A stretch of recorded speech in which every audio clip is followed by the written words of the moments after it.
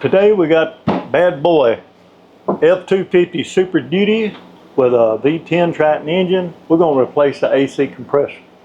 This is going to be one of the most easiest compressors that I've replaced, so you won't have any kind of issue replacing it yourself. I'm James Noble. Let's get to it. Next, we're going to lift our truck up enough to gain access to our manifold. Located right there should be a 10mm bolt. This is where it's very important that you have no freon in here, or it's going to start you out with a bad day. What I like to do is loosen it up just enough where the bolt is still in there and the line won't come blowing off. Now we can take and wiggle our manifold, and as you can see, I've got no hissing, so we know there's no freon in this vehicle.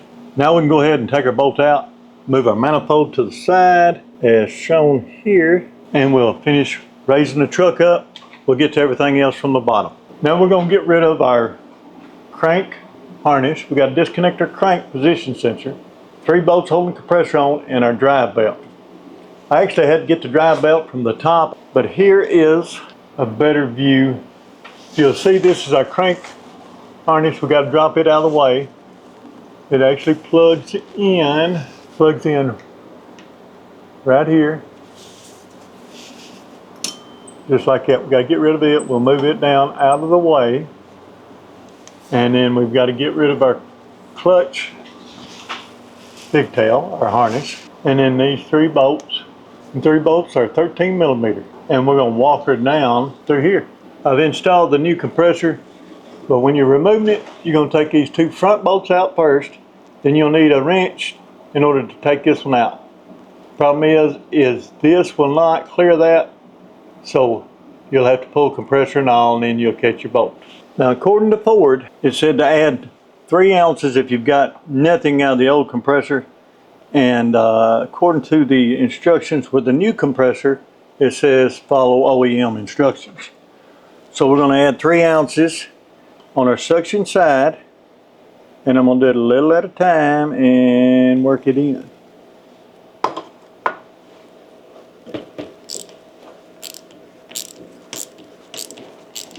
Going clockwise.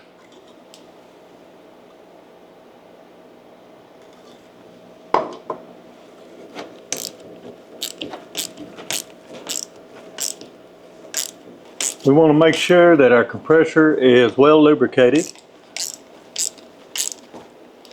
before we install it. Now, our manifold bolt torques between 14 and 17 pound-feet, where our compressor bolts, they torque between 15 and 22 pound-feet. Anytime that you open the AC system, you must pull a vacuum. I like to go 2 minutes. I'll seal the system off, make sure that I've got no leaks. If I come back and everything's clear, which this one was, then I'll pull usually 30 to 45 more minutes. That'll help dry the system. The longer you pull a vacuum, the drier the system will be. But it depends on how long it's been open. This one hadn't been open long, so I didn't have to pull a long vacuum. As well as we replaced the dryer and the expansion valve, or the orifice tube. This one was shot. Now, fortunately for this guy, when he heard his compressor getting real noisy, he unplugged his relay.